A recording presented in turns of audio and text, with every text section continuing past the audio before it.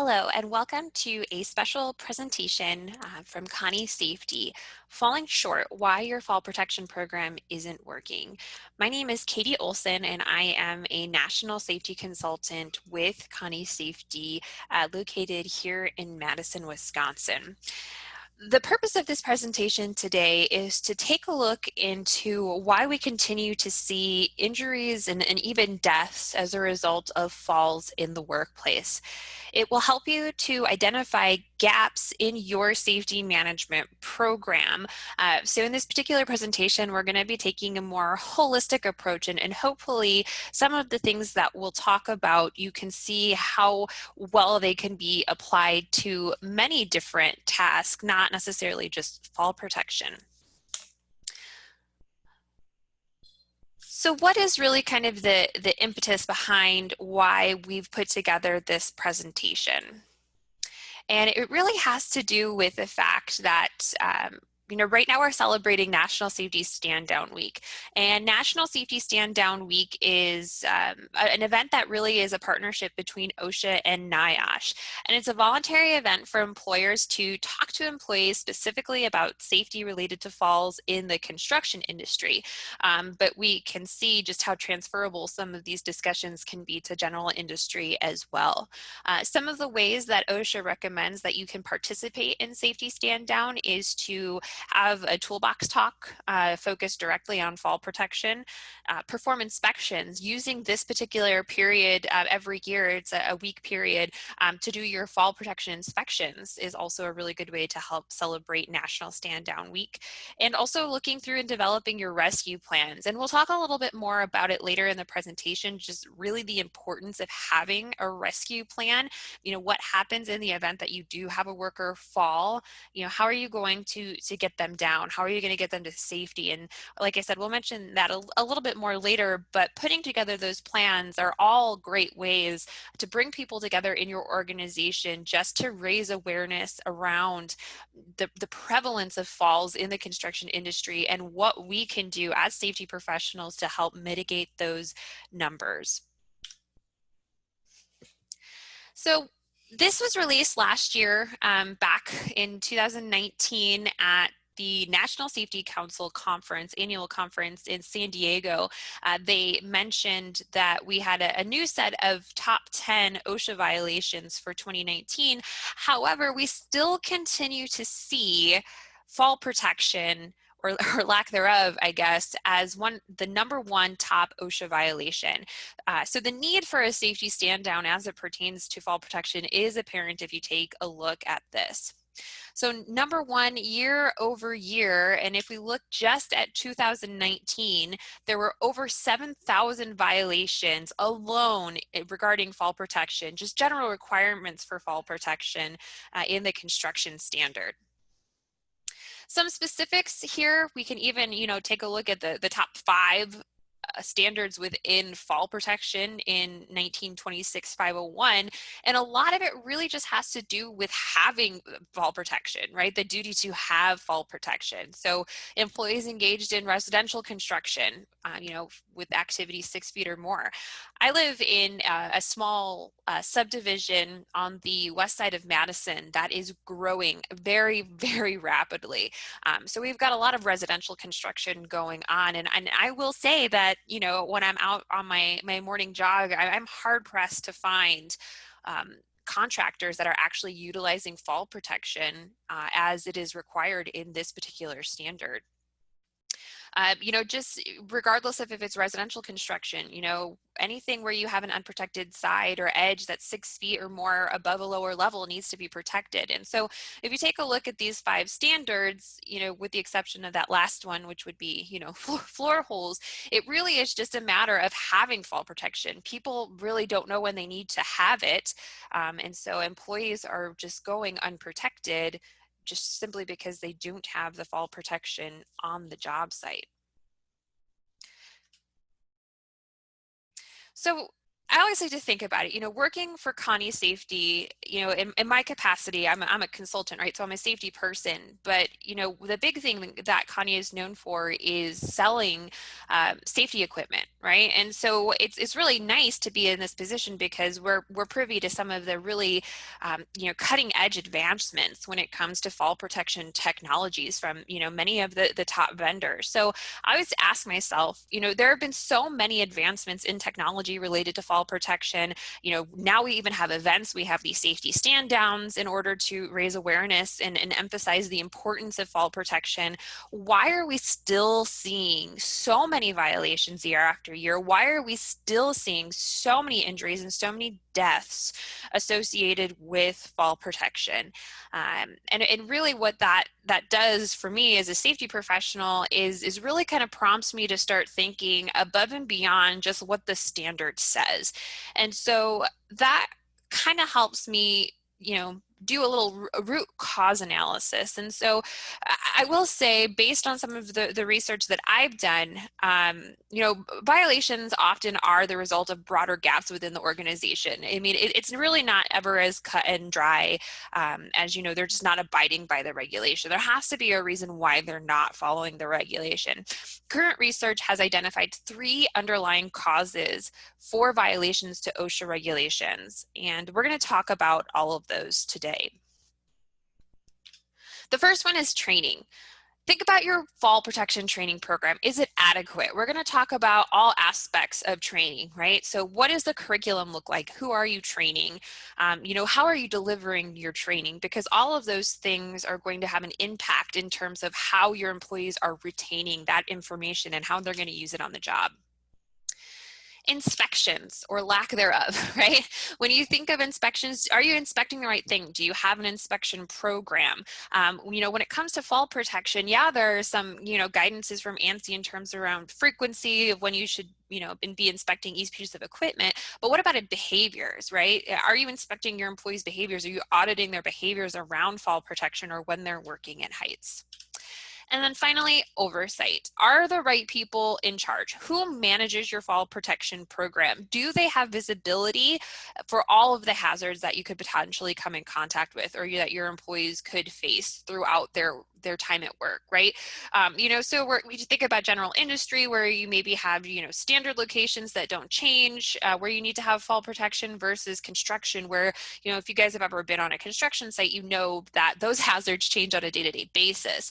So the person who manages your fall protection program, do they have visibility into how that's changing? Is your program flexible enough to be able to adapt to those changes so that you never come across a situation where your employee doesn't know the right thing to do in order to remain protected while they are working at heights?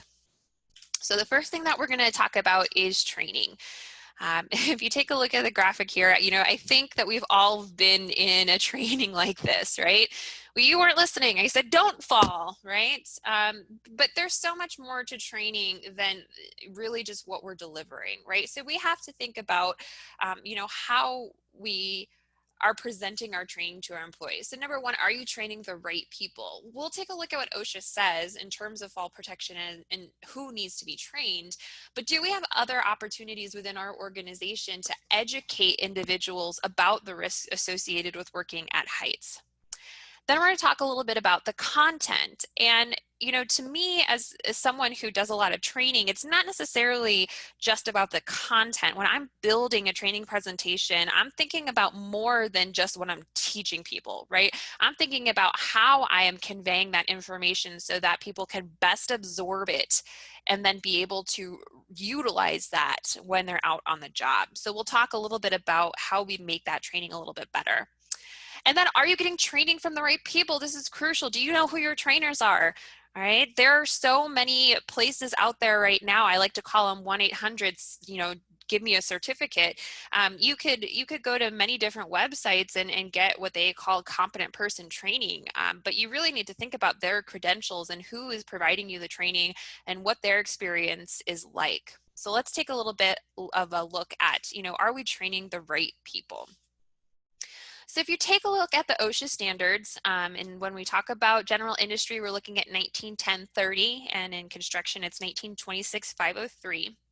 General industry says before any employee is exposed to a fall hazard, the employer must provide training for each employee who uses personal fall protection systems or who is required to be trained as specified elsewhere in this subpart, knowing that in general industry, the working surface standard also incorporates, just your general walkways as well as work on ladders and heights as well. Then when we talk about construction, in terms of who needs to be trained, the employer shall provide training program for each employee who might be exposed to fall hazards. Well, that's all well and good, but are we really covering everybody in our organization that potentially could be exposed to a fall?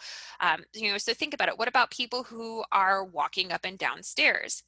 I used to work for a pharmaceutical organization, and the number of people who would fall down the stairs every year was kind of alarming. You think something as basic as, holding the handrail when you're going down or up the stairs would be, something pretty easy to abide by. But it turns out that that's not the case. So how are we educating people on the risk of even something as simple, something that we do every day, like going up and down stairs? So do we have opportunities to train those individuals? People who are working on ladders. Ladders are by far, one of the most dangerous tools that we have in the workplace. In many places, a lot of people have access to ladders that, maybe necessarily shouldn't, because there are a significant amount of nuances that people need to be trained on in terms of how to use a ladder. And we want to make sure that if they have access to those ladders, that they get that training. Scaffolds, a whole other beast, right? There are some specific training requirements in the construction standard when it comes to scaffolding. But if you're working in general industry, I don't think that it would be out of line to say that, you may have contractors coming in with mobile scaffolding, and it really is important that any of your employees that are going to be working around that equipment, that they understand the risks of having that equipment in the workplace. And things just as simple as slick and slippery work surfaces, right? Where we have a lot of moisture on the ground, or maybe we're working in a particularly oily setting. How do you prevent people from falling? People don't really think a lot about fatalities when it comes to just slick and slippery work surfaces, but there are instances in construction where people have died as a result of falling from the same level, just because they fell and they hit their head on a piece of equipment that was there, or just the way that they fell. So really important when we think about fall protection, we're not just thinking about those people who are up on the roof working with their harnesses on. We're thinking about anybody who could potentially be exposed to a fall of any kind. And then if you notice there, I mentioned supervisors. Do we have to have any specific training for supervisors when it comes to fall protection? Are there any other behaviors that they need to have, any other, what I like to call soft skills around, coaching their employees to make sure that they're utilizing their fall protection appropriately, to make sure that they are complying with the guidance or the training that has been provided related to some of these other fall topics as well? So that's kind of making sure that you have the right people trained. The next thing you want to do is make sure that you have the right training content, right? So what are you actually delivering when it comes to training? And OSHA helps us out a little bit here, and they give us kind of a list of what needs to be part of your fall protection training, whether you're working in general industry or whether you're working in construction. And so it's pretty basic stuff, right? The nature of falls, right? On both sides, whether it's general construction or general industry or construction. The procedures for how to minimize those hazards, how to use your equipment, how to inspect your equipment, if you're erecting a structure to use for fall protection, then you need to be able to train people on how to utilize that. And so I think if you take a look at these lists, none of these things should be a huge surprise to you.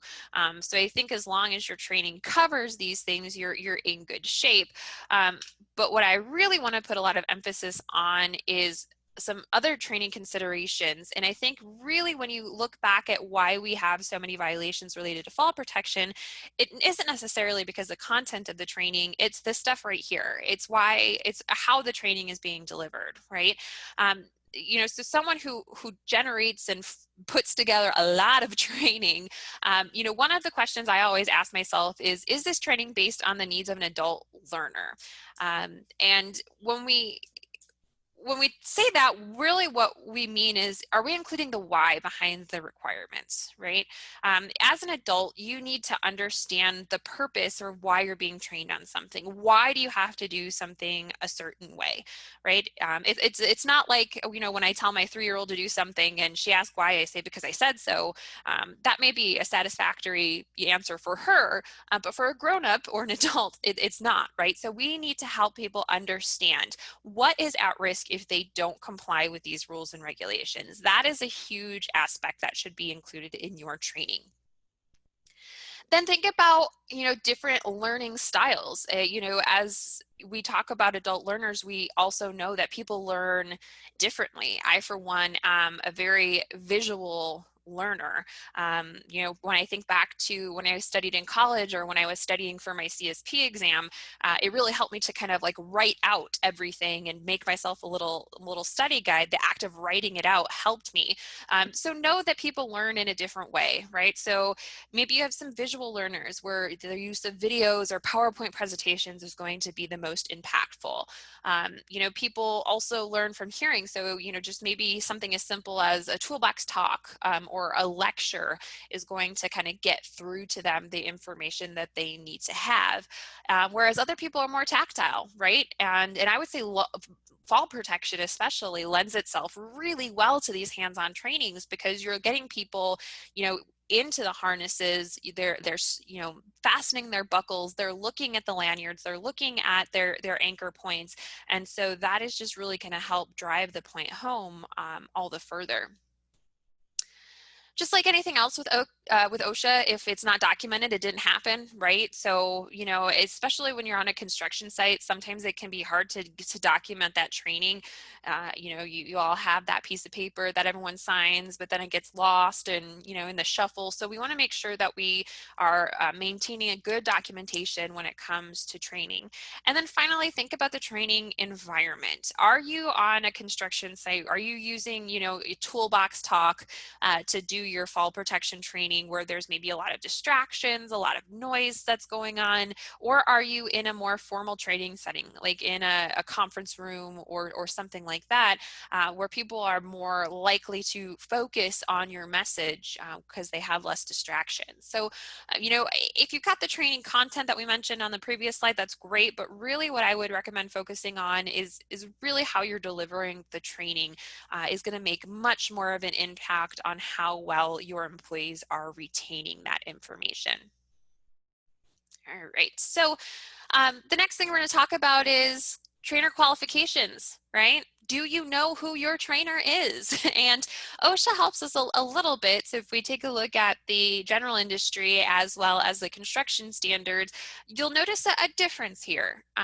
So general industry says that the employer must ensure that each employee is trained by a qualified person, while construction says the employer shall assure that each employee has been trained as necessary by a competent person. Well, what is the difference here? So a qualified person is one who, by possession of a recognized degree, certificate, professional standing, or who by extensive knowledge, training, and experience has successfully demonstrated his ability to solve or resolve problems relating to the subject matter, the work, or the project. All right. So this is someone who is the expert, right? They know their stuff. Well, what is the difference between a qualified person and a competent person? A competent person is one who is capable of identifying existing or predictable hazards in the surrounding, and then basically someone who has the authorization to take prompt corrective measures to eliminate them.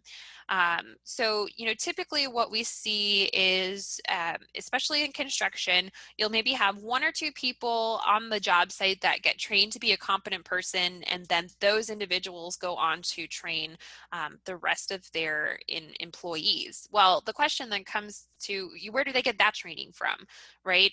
Are they getting trained by a competent person? Does the person need to be qualified?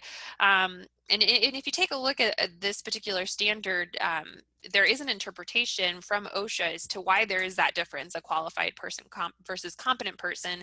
And OSHA basically says that they think that they're being consistent, a competent person could also be a qualified person, but in this particular case, in the construction industry, the competent person does have authorization to take prompt corrective measures to eliminate the hazards associated with fall protection. So as you're thinking about, who is going to be delivering your training, you want to make sure that they have that adequate experience, that they have gotten their training by a reputable organization, that you have some type of documentation of that training, whether it be a certificate, a card, whatever the case may be, to make sure that really that they've gotten the training that they need in order to help keep your employees safe and deliver satisfactory training on site. The next gap that we tend to see within organizations that leads to violations and potential injuries has to do with inspections. Really, number one, do you have a program? Do you know what to inspect? And do you know when to inspect? Because there are some specific requirements. So first and foremost, do you have a program? All right, this is incredibly important because this is really going to set you up to know what you have to work with and the condition that it's in.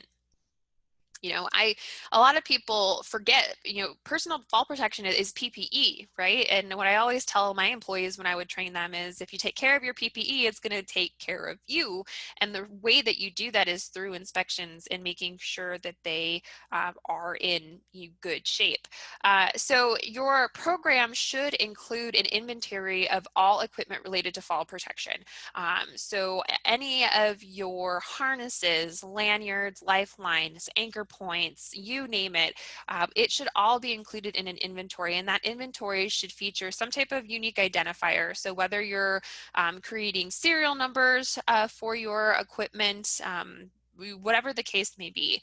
Also the location, okay? So if you have a specific storage location for your PPE, that's great.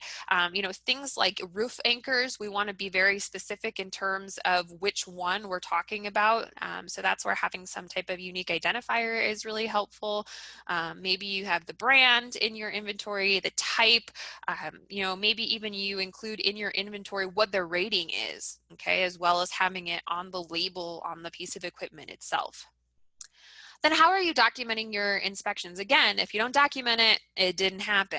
So if we're not keeping track of when our equipment is being inspected, then we're not really doing a sufficient job in making sure that it is being inspected. If it's not regulated, you want to make sure that your program includes inspection frequencies, right? So whether you're doing it annually, semi-annually, or whatever the manufacturer's recommendations are, we'll talk about that in just a little bit, but have that included in your inspection program too. And then finally, in my experience, what is the biggest cause of any type of incident is change management, right? So when you're removing pieces of equipment, right? Let's say that you have, a lanyard that has withstood a fall, right? How do you take that out of service? What type of change management are you using? What if you're getting new fall protection, right? What is it in your organization? Is there a mechanism that prompts you to add that new fall protection to your inventory? We want to make sure that we include that system of change management in our overall inspection program. Right. And, when we think about having our inventory, the other side of that is having labels that are appropriate, right? And we'll talk about that in terms of what we're inspecting, but, we need to know what the requirements or what the parameters are for our pieces of equipment when we go to inspect them. So that kind of brings us into what to inspect. And when it comes to fall protection, regardless of the type of equipment it is, there are 5 key things that you want to make sure that you inspect. 5 things that you want to make sure that you hit on regardless of the type, right? So the first thing is going to be the hardware, okay? So whether it's buckles, whether it's snap hooks, whether it's carabiners, we want to make sure that they're in good shape. We want to make sure that their rating is appropriate for the use that they are going to be intended for. If you take a look at the picture up there in the middle, you can see the difference between a connector that before and after it has actually sustained a fall, right? So if we look at a connector and we see that that red tab there in the middle, I'm not sure if you can see my mouse, but if you see that this red tab, we know that that has suffered a fall, right? And so we need to take that out of service. You know, we want to make sure that buckles are intact as well. So hardware is the first thing you're going to look at. The next thing you're going to look at is the webbing or the straps. All right, so you're looking for any type of frays. You're looking for holes. You know, burn holes is one, right? Are you working in an environment where you could get some type of slag or hot metal that's going to burn a hole into your webbing? You know, are there any cuts? You know, frays, because those are all going to affect the integrity of that webbing and potentially make it so that it's not going to protect you when you're working at heights when you actually need it. The next thing that you want to look at is stitching. General rule of thumb here is that if you're looking at a stitching pattern like the 2 that you see here, if there are 2 or more stitches that are missing or that are torn in this particular configuration, then it's time to take that particular item out of service. Then you want to take a look at your labels. Make sure that your labels are intact, okay? I've seen some pretty rough fall protection equipment looking at different construction sites. You know, and some of them have been around for a really long time. Some of them are pretty new. They just take a beating, right? They're in really dirty environments. So we want to make sure that we can still see our labels, because our label is going to give us all of the pertinent information in terms of, you know, what the ratings are, you know, what can I use this for? So make sure that those labels are clear, and then also make sure that you have a way to record your inspection. All right, make sure that in addition to having visible labels, you also have some type of inspection log on that piece of equipment where you can account for, you know, the fact that you inspected that particular piece of equipment. And when do you inspect?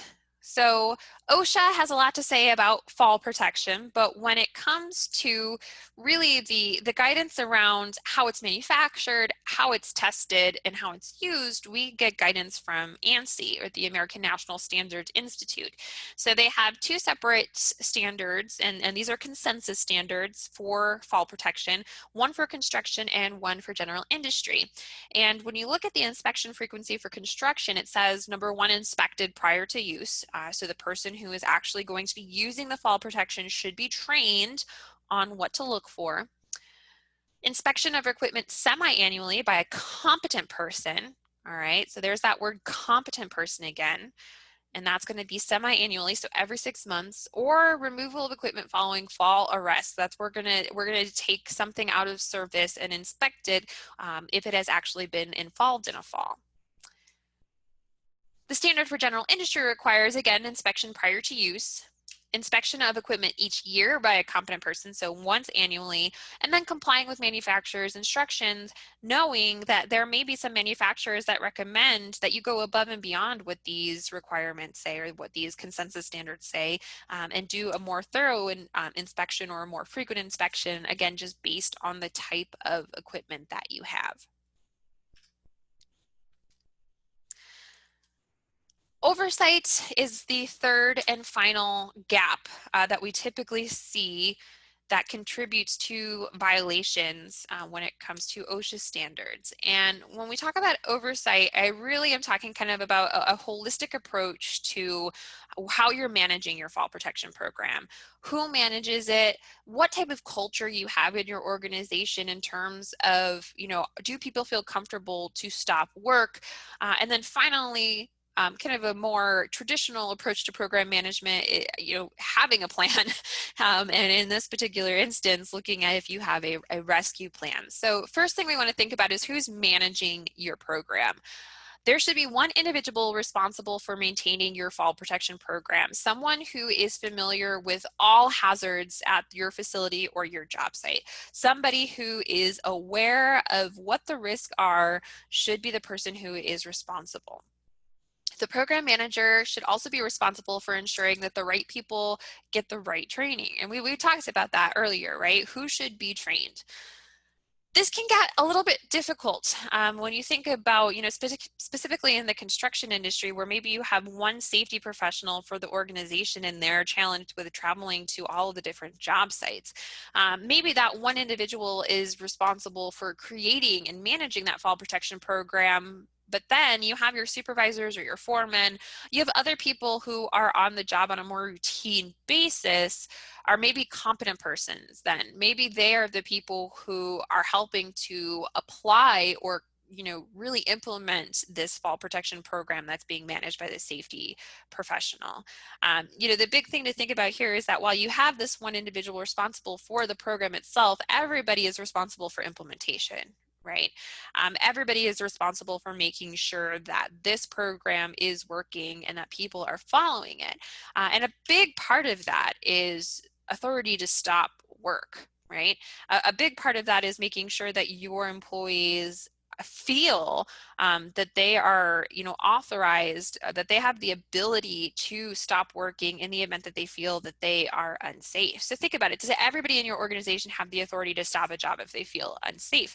I think a lot of organizations would say, oh yeah, absolutely. But then if they were to go to look at their frontline workers, they would say, no way, man. I'm not going to stop the job. I'm going to get in trouble. I don't want to get fired. I don't want to face the repercussions associated with stopping work.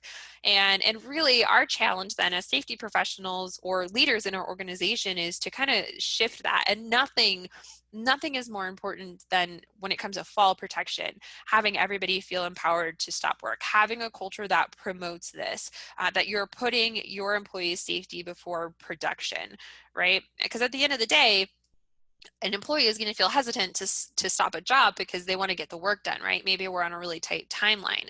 So our jobs as leaders is to make sure that our employees understand that there is no bigger priority than their life, than their safety.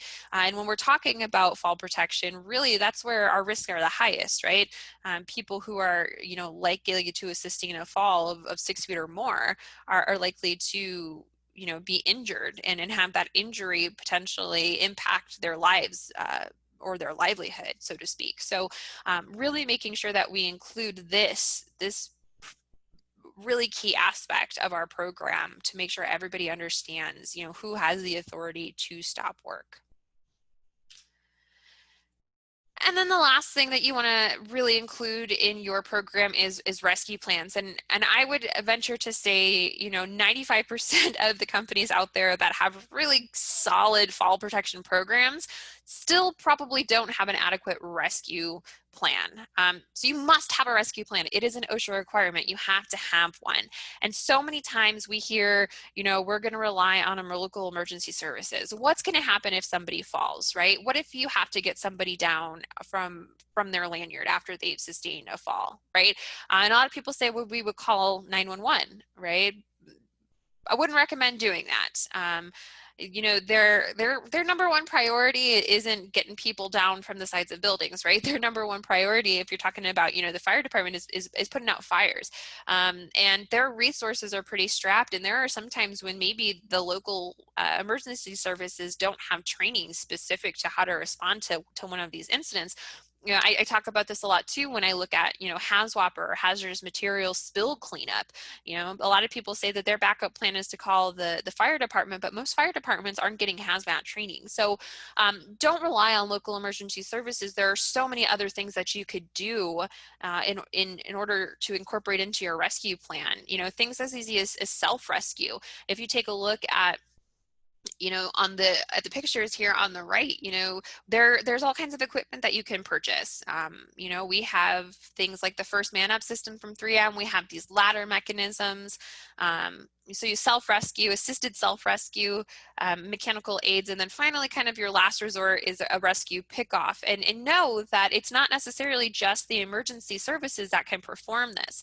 If you are working on a job site and you know that there is a scissor lift or a bucket truck or something like that, you could actually utilize that mechanical equipment to help people get down or remove people when they're hanging in their harnesses as a result of a fall. But make sure that you're including that, and you're not relying on local emergency services, and make sure that your rescue plan includes what you need to do with individuals after they have sustained a fall. You know, maybe they can come down off that fall and they seem okay, but know that the longer that they're hanging there, the longer that we have blood that's pooling in their legs. And then when they do get up and start to move around, then that blood that is deprived of oxygen, that gets sent back and is circulating through the rest of their body. So we often see people who suffer, from cardiopulmonary incidents just as a result of a fall. And so make sure that you have that included in your rescue plan as well. So how do we do this, right? So let's say that you are an organization, you think you need some help with your fall protection. How do we go about closing those gaps that we talked about, right? Making sure that you have the right training, that you have a solid inspection program, and that you have good oversight over your fall protection program. Well, good news, we can help you with that. So Conney Safety, for those of you who don't know, in addition to being a product sales company, we also have a group of individuals that serve as safety consultants, and we are pretty qualified, I would say, to help you with this. So we have a passionate group of safety professionals, certified safety professionals with over 130 years of combined experience across several industries. We have folks who have been in general industry, we have folks who have been in construction, we've got folks who have been in a mix of both, right? So we've seen a lot. We also have exclusive access to vendor resources. So from specific training to product innovations, right? If you take a look at the picture that's shown on there, we had an organization, a customer that we were working with that really needed kind of a specialty customized lifeline system for some of the equipment that they were going to be working on. And so we were able to work with a vendor to help them come up with this customized solution. We also can provide expert product recommendations. I mean, if you give Conney Safety a call and you ask to speak to a safety professional, you're gonna talk to one of us, right? And you can ask us any question you have regarding fall protection. What materials you think you need, what equipment is most suitable for the task that you're trying to complete.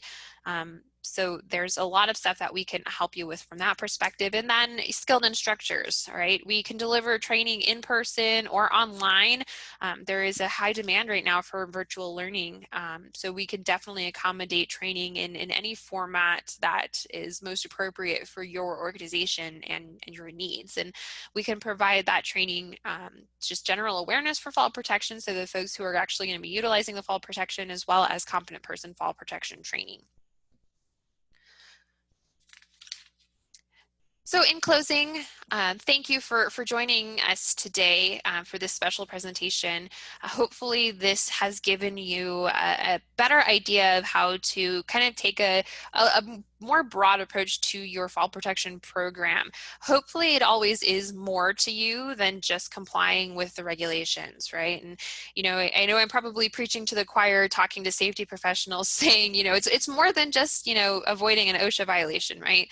At the end of the day, people need to go home to their families. They need to go home safe.